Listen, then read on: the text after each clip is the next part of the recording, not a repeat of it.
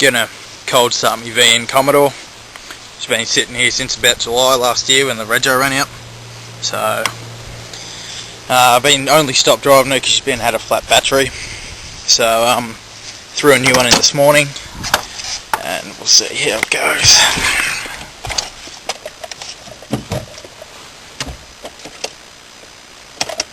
What the fuck?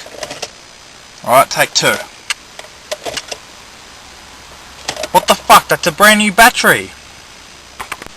Turns out the battery wasn't as charged as I thought it was. So give it about 10-15 minutes. It's drawing 15 amp. So yeah, we'll give it a bit and see how it goes. Alright, got the new battery in now, so see how she goes.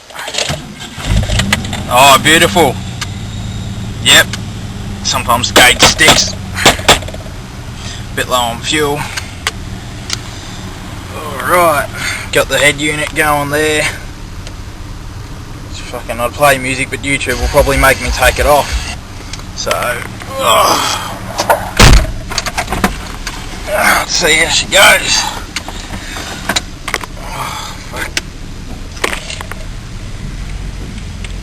Steering's definitely a little bit shot.